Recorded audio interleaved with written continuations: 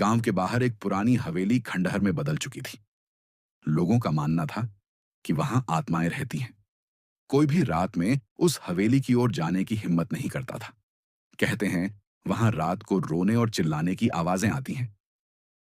एक दिन चार दोस्त अमित, विकास, सुमन और रितेश ने जिज्ञासा से भरी योजना बनाई कि वे रात को हवेली में जाकर सच्चाई जानेंगे। उन्होंने अपने कैमरे, टॉर्च और कुछ खाना लिया और रात 10 बजे हवेली पहुंचे। हवेली के अंदर खूब अंधेरा और सन्नाटा था।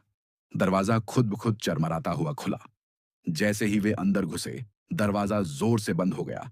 वे डर गए, लेकिन वापसी का रास्ता भी बंद हो गया था। उन्होंने टॉर्च जलाई और चारों ओर देखने लगे। दीवारों पर खून के निशान और अजीब आकृतियां बनी थीं।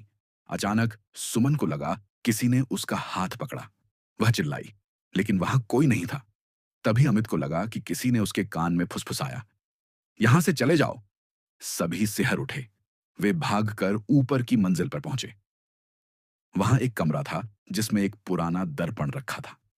जैसे ही रितेश ने उसमें देखा, उसने एक सफेद साड़ी में औरत को खड़े देखा, लेकिन पीछे मुड़कर देखा तो वहां कोई नहीं था।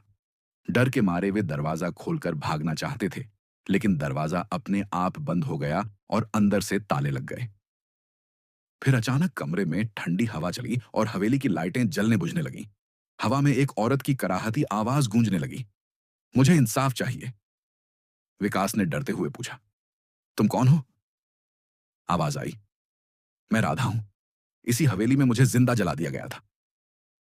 चारों दोस्त घबरा गए।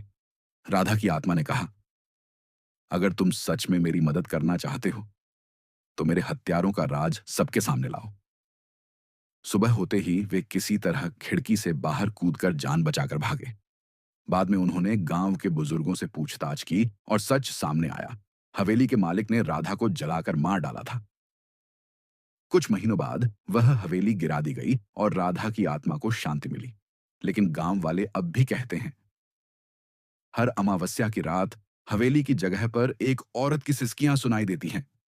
समाप्त।